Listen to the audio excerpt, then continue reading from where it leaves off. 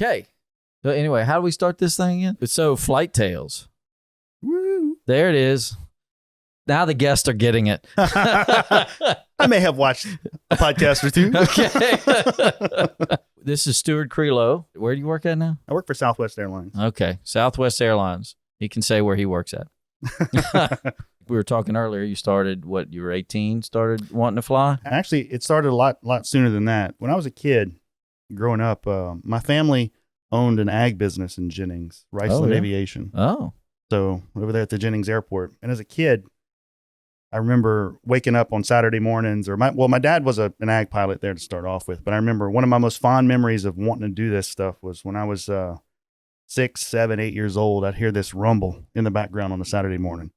And this rumble's coming, and it gets louder and louder, and all of a sudden, wow! And that's my dad flying over in this big radial engine airplane. It was an ag cat. And he dropped the little automatic flags in the yard, and my sister and I'd run out, and we can go get them. Really? You know? Yeah. That sounds fun. And so he'd come wake us up on Saturday mornings when he was out there.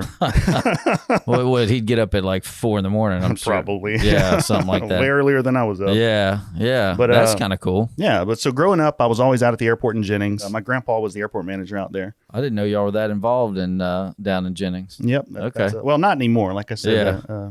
The guys that have it now bought it from the family. But like I said, I'd go out to the airport, and as kids who didn't have iPads and Game Boys and anything like that, all we could do is just go play with sticks and stones. And so what I'd do is I'd go in the hangar and I'd go sit in the ag planes and Really? stir the pot, and all you could hear was bang, bang, bang, bang, and then I'd hear them yelling at me, "Stop! You're beating up the you're beating up the controls, beating up the controls." But yeah. But I mean, that's some of my earliest memories in aviation. Was my dad being an ag pilot. Time would pass, and he went on to the airlines, and throughout the 90s, I saw him go through the ups and downs of the airline industry, and I always wanted to fly. Did he stick with one airline, or was he in different ones? Well, he tried to. Oh, okay. So that's the thing about that time period is things were just a lot different than they are today. Yeah. As a kid, I wanted to fly. I didn't know if I wanted to go to the Air Force, the Navy, be an airline pilot. I didn't know which one of these things I wanted to do, but I just knew that I wanted to fly airplanes. Yeah. I would do everything that I could to do aviation in my own way. Mm-hmm. I play Microsoft Flight Simulator. My dad taught me how to fly an ILS on the computer. There's like some blocks moving around, but there's at least the the crosshairs and stuff. And so I learned to play around with that stuff. I'd build model airplanes, fly them, crash them, tear them up, all the whole 9 yards. But it all started there, and it carried over into my early teenage years. Whenever I would go to work at the airport in Jennings, you worked on the line, fueling planes and stuff. Well, yes. What I did was really I mowed the grass. Okay. But the way it kind of works is early in the mornings. We would all get there pretty early, 5 o'clock in the morning, and we do the fueling, and we do the wet chemicals on the ag planes.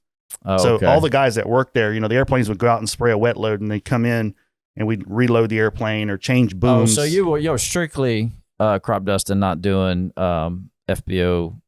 Well, I mean, there was a self-serve gas pump. And, okay. I mean, I wouldn't call it line work, not anything like what would happen later. Yeah. But I remember, I'd work in the mornings, and we'd get the airplanes going, and whenever they were finished with their wet chemicals, when the wind was down, we'd have to convert them. We'd put the spreader on the bottom and wash flush their booms and convert them, and then they go out for the day, and they do their thing out in the fields, and so I'd mow grass the rest of the day. So that's what I did all throughout my teenage years, and I still wanted to be a pilot. My dad had a lot of ups and downs throughout the 90s, like I mentioned, and so my family was always really leery about me being a pilot. So as soon as he decided to go to the airlines, did he sell the ag business, or no? See, my dad didn't own the ag business. My families are farmers, and okay. A good portion of my family owned the business itself. Yeah. Okay. So my dad was just one of the pilots. Okay. And we're a part owner as well. Yeah. See, my dad, he had been through, he was at ValueJet when the crash happened at ValueJet. Are you familiar with that? No. So yeah, their airplane went down in the Everglades. Oh, okay. So, yeah, I may have heard of. I heard about it at school, and I was like, well, is that my dad? That's the thing. And then he would go on to AirTran when there was an AirTran ValueJet merger. Okay. And, I remember AirTran. And so, you go from the top to the bottom when those kind of things happen. It's kind of a rough ride. Yeah. Going into college, my dad, he was at AirTran, and he went to an airline in Dallas that went under like in 10 months. Wow. Yeah. So like they were this big startup that they went down. I'm 17 years old seeing all this stuff happen, and Dad then he goes and flies at a different place. He's trying to do his thing to get back into the airlines because he had essentially left a pretty good job. Yeah. So right there when I was 18, that's I turned 18 in October of 2000. So right as I was turning 19, just starting college, was around September of 2001. Oh, okay. Yeah, that shut down the airline industry. And that's right whenever I had started, wanting to start my flight training. I had graduated high school. But I went to work. Moving then. What's that? There was nothing moving then. No. Well, and so the thing is, I was working at Lafayette Aero. Yeah. So you familiar with Lafayette Aero? I remember Lafayette Aero. Yeah, I worked with Nick Abair and those guys at Lafayette Aero. I remember I was at Lafayette Aero as 9/11 was happening. Oh, yeah. Wow. And I was basically having to go tell everyone to stop. We were giving them a big X. Nobody could fly. Nobody could fly. It was a thing. At that time period, when I was 18, in that 18, 19, in that window of time, even though lots of stuff was shutting down and the hiring was slowing down and it was really hard to get hired, and I basically was pushed out of aviation. Oh. Because it's hard to get hired. Yeah. My dad's having issues, the airline, my family's why would pushing you me. Go into something Why would you go into something that we know is going to cost more money than you can afford? And it's just this whole, just a lot of very reasonable, but very, pushing me away from aviation. So at that time period, I decided to go into computer science. Oh, okay. At UL. When did you start at UL? I started at UL in 2001. Okay. Yeah. So the spring of or fall of 2001. But one thing I learned at Lafayette Aero at that time period, and this is probably the most important lesson, period, and I learned it then, is the power of networking. Yeah. The power of knowing all the pilots, getting to know everyone, being friends with everyone, getting to know their families, memorizing their airplanes. Yeah. The whole 9 yards. Like that lesson. It's a small world, aviation. It's such a small world, and it's the people are wonderful. Yeah. Aviation just draws wonderful people in, and it's I was very much attracted to being friends with these people and very much attracted to that community.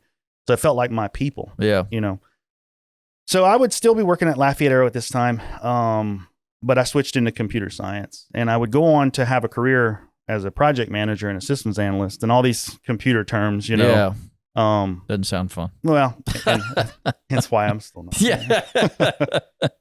But I still always had a little spark for aviation. I still flew model airplanes. Yeah. And, would do the flight simulator stuff and all that stuff. In 2009, that's about the time of the other economic crisis. That's right. I remember that one. I was involved. Well, I was in the oil field at that time when that stuff happened. Oh, so you left computer science? No, I did computer science for the oil field. For oil field. Yeah. Okay. So I was working for a company in Broussard, and times started getting a little rough. Mm-hmm. And I was like, you know what? I'm just going to go pursue my other passion, which was music. Yeah. Okay. See, when I met you, you had just got done with music. Right. So I thought you had just done music. Right. No. So you got into music. I got into music. So in 2009, I met one of my two patron saints, I call it. I got two patron saints. And one of them was a fellow named Terry Dupuy. And I don't know Terry. Yeah, he was a music guy. But anyways, he had the old Tesh movie theater in St. Martinville. Okay.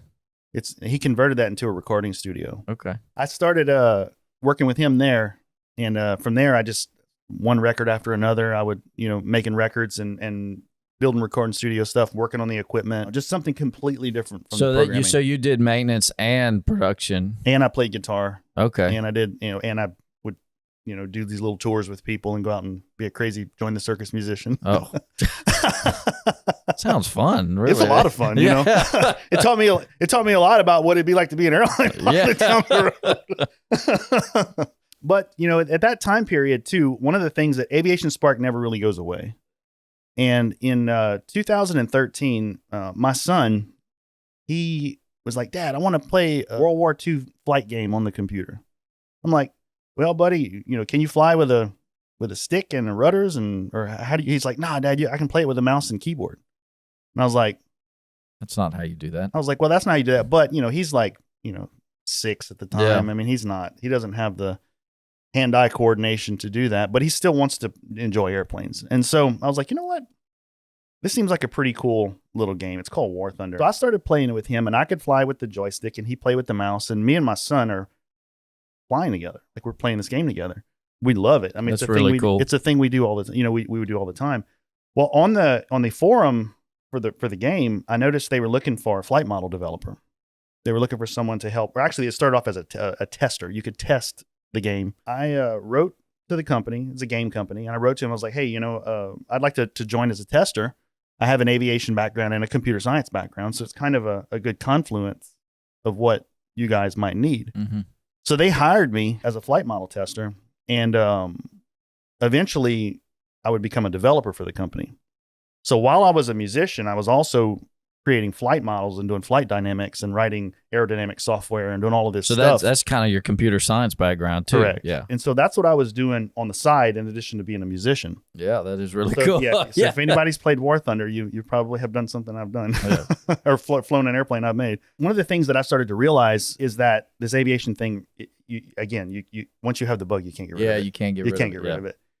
And so in 2015, I stopped working for them. I went to Canada because I had made some contacts, and I went to Canada to meet up with the guys up there that have a place called Vintage Wings.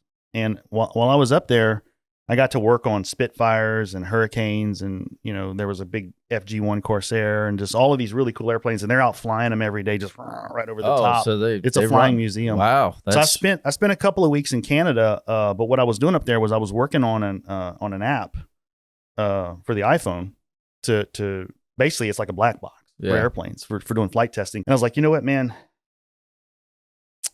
I'm sitting here playing with computers all day, and there's this pilot shortage I keep hearing about. It's time to just let's do it. Let's just do it. Let's just go do it. Yeah. I guess the spring of 2016, I made a commitment. I was like, I'm going to finish this record that I'm working on. I took the money from that record, and I went to the CFI that I'd known all my life in Jennings and said, I want to start flying. I didn't have very much money. I mean, I probably had enough for maybe 5, 6, 8, 10 hours, something very, but I was like, I'm going to get started, and I'm just going to do my best and figure it out. I don't have the money to start. I can't get financing. I don't really have any kind of assets to take out a loan. I don't have anything. Like, I'm going to try to create this from nothing. So what I did is I pulled on that Lafayette aero knowledge of getting to know people and being friends with people and just seeing when and where I could help, in hopes that maybe one day, I could be a pilot. Mm. As long as you're in the community, you're in the community. So I would fly with Mr. Clyde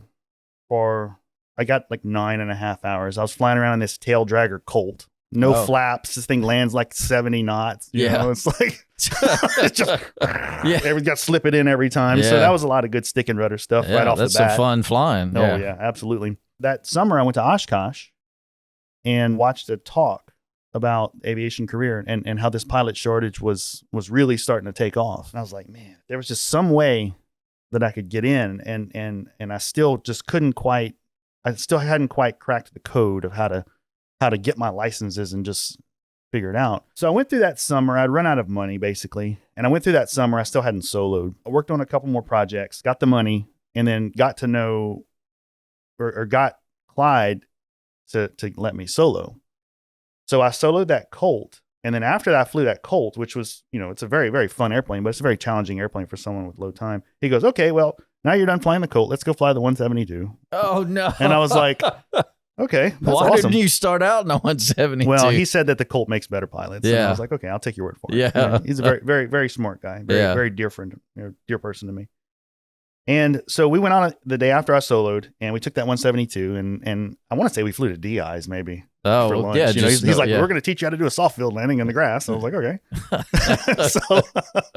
So we did that, and we came back, and he goes, okay. He goes, now when you're landing this 172, I want you to put it right here on this spot on the runway. And I'm flying this thing, and I'm like, man, I could put this thing on that rock on the runway. Like it was such an easier plane to fly. Yeah. So we land, we taxi back, and I was like, wow, that was really, really something. He tells me, he goes, all right, well, this is what you can fly from now on, and, just mark it down in the book, and, just pay me whenever. And I'm like, well, Clyde, I can't, I'm gonna have to do this like one step at a time. He's like, oh, you like to wash houses? He goes, you like to cut trees?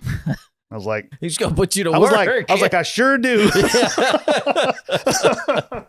And so, And so that's how I worked on the first portion of my license, was kind of, just working your way through it. Basically working my way through it. I washed airplanes, cut trees, washed houses, whatever you could find, whatever I could find, and like I said, and that's how I got myself right up to the point where I could get my private license. What I realized is coming around the bend into that 2016, because this is a really, really important time frame right here. And one of the things I realized was that I needed to get back in and use those Lafayette Aero things I'd learned. Connections. This is going to be a reoccurring theme. So I went to the FBO here in Lafayette. I think it might have been called Landmark at the time. I don't know if it had or turned into Signature yet. I don't remember either.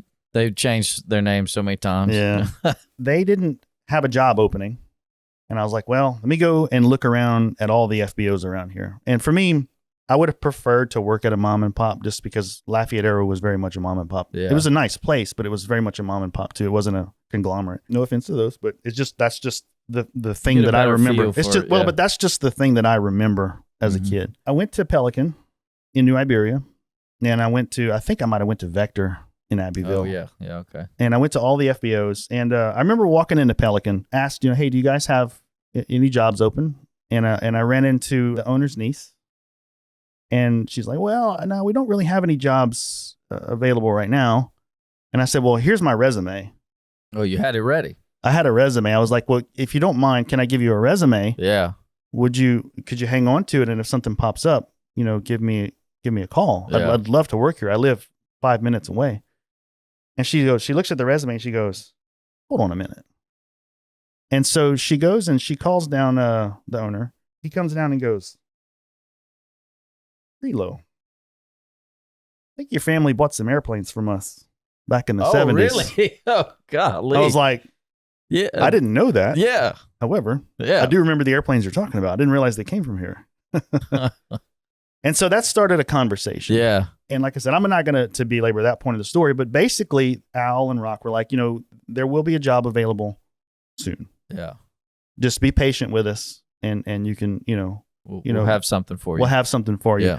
Yeah. Do you want, and they're like, are you wanting to be a lineman? What's your ultimate goal? And I'm like, well, truthfully, I want to follow my dad and be a pilot. They said, well, just be patient, and we'll let you know something soon. Yeah. That's how that started. That's how that started. Did you end up at going to Abbeville too, or? I did, but like I said, they didn't have a job opening. Yeah, as well, nothing. But something about Pelican was very, very right. Yeah. Something about that place it had the feel of Lafayette Aero. The people were a family. Al had been there, for a century and a half, and that's right. God bless Al. But the place just felt like the right place, and so I made it a point to go there and visit with him every week, even though I wasn't working. I just would go and just that relationship, building that relationship. And I think I actually had met you about that time. Did you? I came to you about doing some flight training. Yeah, I mean, it was like right then and there. Yeah, right at the same time. Yeah. Well, I was there. I mean, in 2016, we were upstairs, so it would have been, about that same time. Well, I had to come up with money first. Yeah. That was the thing. Yeah. But anyways, so throughout that winter time, Al and Rock and I would always have these conversations in the kitchen in the back, because we was always just getting to know each other. Yeah. Rock mentions that, that they have airplanes that the Pelican owns, and that, if my goal was to be a pilot, then maybe one day in the future that I could work my way up to being able to use the airplane, and we'd work out some kind of an agreement for how that would work out. But I was like, well, that's really cool. But to me, the most important thing was getting to know the people and getting to get into that community. Yeah. However I had to get flight hours, it didn't really matter. What mattered is that I was in it. Yeah. And that being the key lesson in that whole thing. Well, I would go on to work at Pelican. I would eventually start at the beginning of that year. A month later, I got my private license. And I remember the day after I got my private license, I wanted to take my son to Galveston, because it was the first time I was going to take somebody flying. I wanted to fly to Galveston and go to the museum. And I remember Rock walking up to me. He's my second patron saint, by the way. And he walks up to me and he said, well, you got your private license now. And he goes, I guess you're insurable. Oh, gosh. And he said, go be successful. Yeah. And at that point, he said, you can use 5-3 Juliet, and we'll worry about the money and the stuff. We'll figure it out as we go. Yeah. And I was like, holy smokes. That's a good deal right there. Yeah. He said, basically go be successful. Yeah. One of your wonderful previous guests, Brian, which is another very, very dear friend of mine.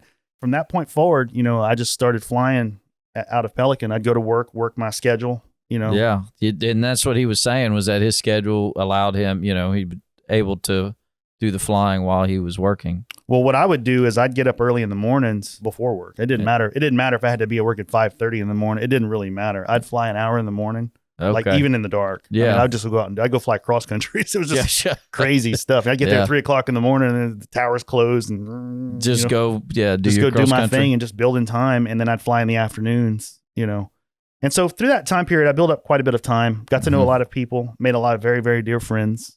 That's basically how the stuff started as far as getting to the point where I could be a professional. Yeah.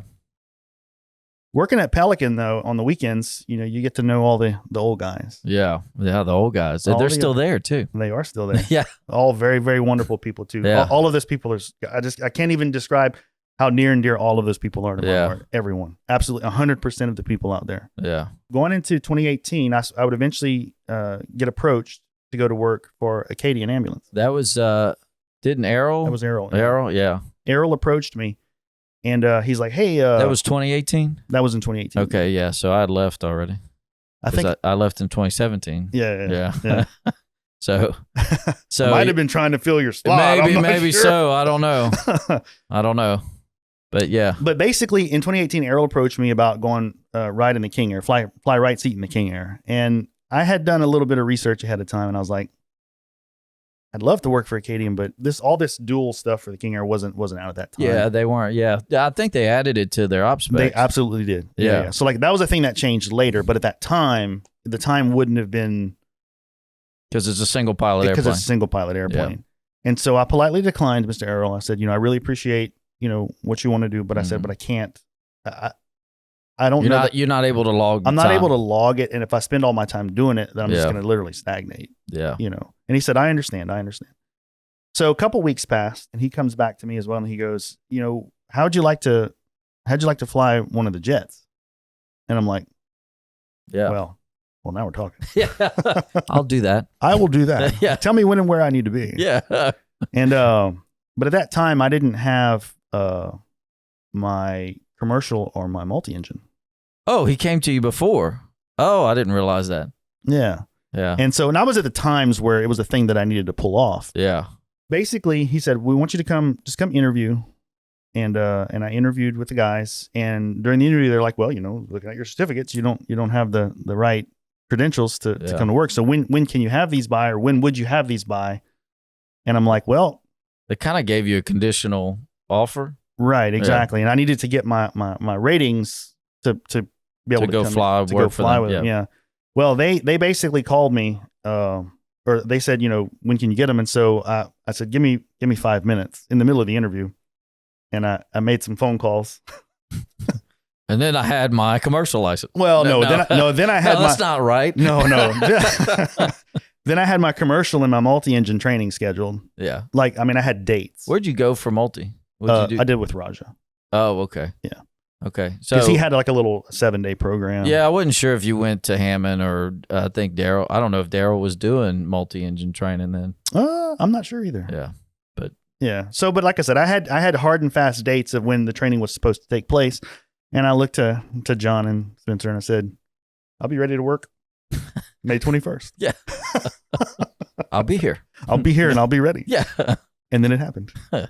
And then I pulled it off. Weather cooperated, timing, everything. That's lucky. Yeah, very lucky. Yeah. Weather and maintenance and just everything. It took a lot of. I had 2 weeks of vacation at Pelican, and 1 week was to get my commercial, and 1 week was to get the multi. Wow. Like I said, I had all of the requirements. I just needed to do the required training. Yeah. So I went to work at Acadian, and that summer I flew in the King Air. Just riding right seat, just getting a feel for that pace of operations, just kind of getting up to speed. I remember the very first flight I did, I didn't realize you were supposed to say the flight levels when you're above 180. And I was like, I don't even remember what the tail number. 8,000. I was like, checking in 21,000. And the captain looks at me and he goes, what the hell? What did you just say? What is wrong with, no, don't say that. That's not what you say. I was like, oh man, there we go. Making mistakes already. But I eventually learned. And then that August, I went for training at flight safety for the Lear 45. Okay. And I got SIC type rating, but I took the PIC ride, but flight safety didn't want to give me a PIC type when I had less than 1,000 hours of total time. Yeah. So I flew then for the next year with Acadian, with the SIC type. And then I got the PIC type right at 1,000. The next year. Was that when the rules changed for the ATP? The ATP rules haven't changed. They hadn't changed the whole time I've been flying. So probably that might have changed before. Okay. Because I remember you had to, like, the rules used to be you just take a written test and then you go take your check ride. Oh, you're talking about for ATP, CTP. ATP, yeah. So to be clear, whenever I got my PIC type for the Lear 45, I did it with a commercial. Oh, okay. So I had a commercial Lear 45 type, which sounds weird. Yes.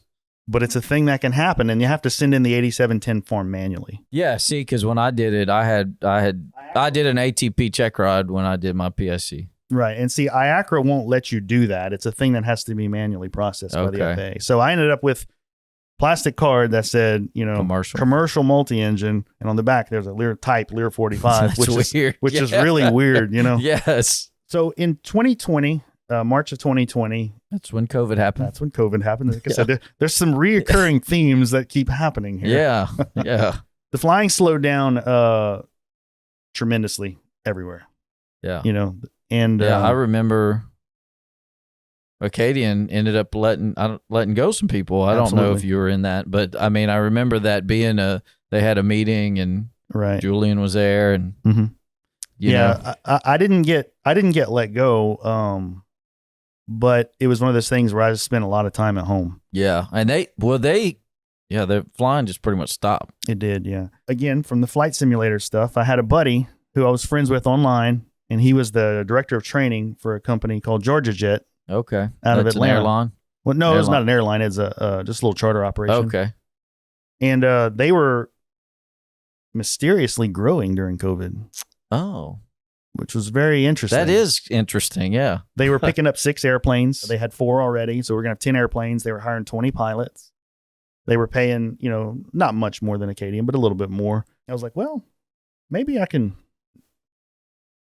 shift over and make a lateral move here. Looks like they're doing good over there in Georgia Jet. Yeah. So I decided to go to Georgia Jet. I flew there throughout COVID, wearing the mask and the whole 9 yards, the whole thing, but I was very, very lucky to be flying during that time period. As soon as the airlines started hiring again, which was about a year later, I remember I applied at NetJets and SkyWest. And I was like, I don't know if I'll get hired at NetJets. I'm not cool enough for them. Yeah. I think they weren't hiring. Well, I guess they were hiring, but started hiring then. Yeah, NetJets and SkyWest started hiring about the same time period. But I remember I applied at both of them, and I got a call back from SkyWest first, and then NetJets next. And by the time I was able to do the interviews with NetJets, I had already accepted the job at SkyWest. Okay, so that's how you ended up at SkyWest. Right. And so I went and flew at SkyWest, and really, really wonderful company. How long were you there for? I would say maybe 10 months. I wasn't there a full year. Okay. Not quite. I was going to say a year, but. Yeah, no, it was about 9 or 10 months. And the only reason why, coming around the bend, I actually worked for NetJets after I left SkyWest. Yeah. Well, I haven't seen you in a while. So the last time I talked to you you were working at NetJets. Right. Yeah. So I went to NetJets and another wonderful, wonderful, wonderful group of people. I mean, everything you could ask for in a company, both SkyWest and NetJets. Like when you're getting to that level of company, like the support you have and the culture, there's always it's just a wonderful thing. Yeah. NetJets flew there for 15 months. I had always wanted to go to Southwest, but again, like I always say, like I wasn't cool enough to work there. I didn't have the time. Yeah. They were wanting some pretty high requirements at that time.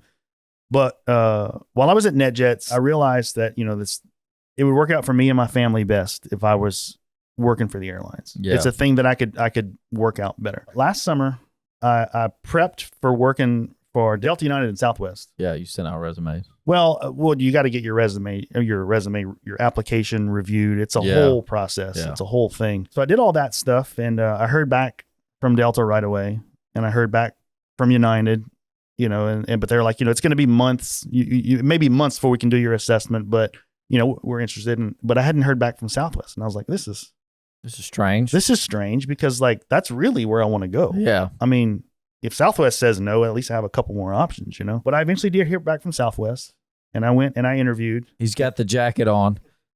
Yeah. I interviewed, and again, another wonderful group of people. When I got to Southwest, when I interviewed there at their building, I was like, I had the same feeling like when I walked into Pelican. Yeah, this is the place I want to be. This is a good feel. This is my home. I've always heard that about Southwest. Like they have a very, I guess, mom and pop feel, But they care about their employees. Absolutely. And so when I got there, I realized this is where I'm going to stay. Yeah. This is where my seeds are planted permanently. And so here we are. So where are you based at?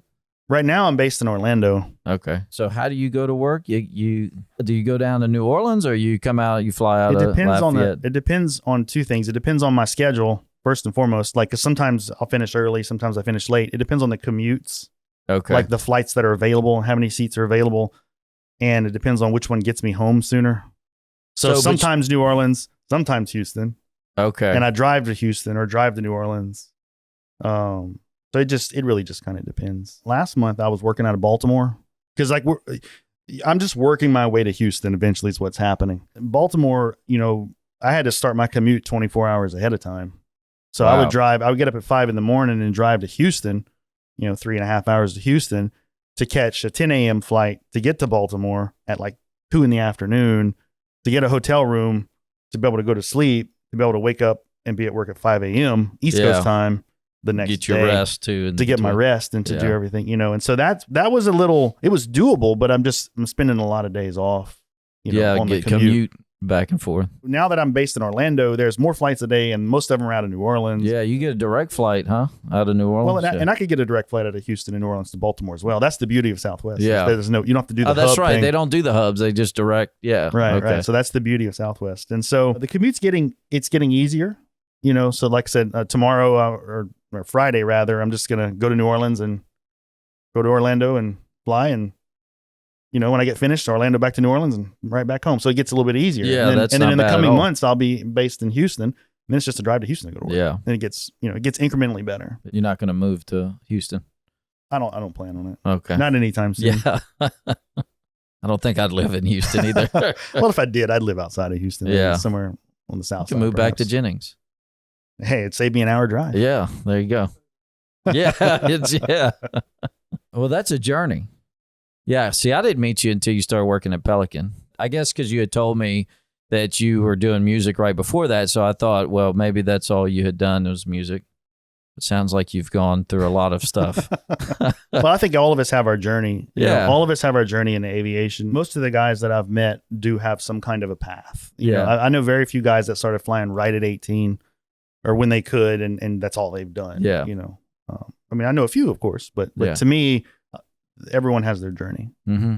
Yeah, and it's different for everybody. So it's that's why you're here. So, and even the people like the controllers, like we've had on the podcast, they all got different journeys on how they got there.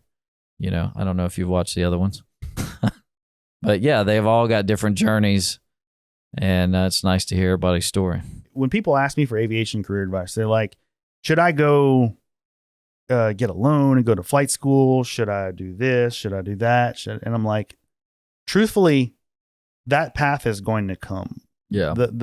You'll figure that part out as you go. But the main thing, the number one main thing is you have to have a love for the people in aviation. You can love the airplanes, and that's fine. And you can be attached to some kind of an airplane, and that's whatever. But you have to have a love for all of the people in aviation. Yeah. You have to want to be part of that community, and you have to want to be around those types of people, and you have to be that kind of person, or at least do your best to fit in. And with that, networking and getting to know people and being a friendly, approachable person is the number one, by far, by a factor of 100, most important factor in It'll help you get successful. jobs and all that stuff in aviation, you know? Yep. Like I said, all of us have to fly to a certain standard to get our certificates. It's not We're like all on the same path. We're all As on the far as same that goes, path. yeah. You know. As far as getting the licenses and stuff. And so, but it's all the people skills, it's the soft skills Yeah. that really are worth working on. You know, if you have, you know, because I mean, think about it. If you want to be an airline pilot, you're going to be flying with different people all the time. different people all the time. You're going to be flying with flight attendants that, you know, everything come from all walks of life. Everyone's always different, but everyone always still has a very common. You can find what's common amongst everyone, and that's where you bond with them. Yeah. So how long you been working for Southwest? I've been there since November of last year, Okay. so about 6 months. How long did training take to get through? 60 days, 57, 60. I don't know. You Okay, so a you month, start losing a full month. Yeah. 2 months. 2 months. Oh yeah, that's right. Yeah, I 30 was days are in a month. Man, what is wrong with you? Jeez. And next, math lessons. Yeah. with Ryan Owens. Lesson. But yeah, like I said, it was 2 months long, and you know, you learn how to work at the company. You learn how to, you know, you learn about the culture. You learn about the airplane. You know, it's just everything you need to be successful there, and they do a really good job.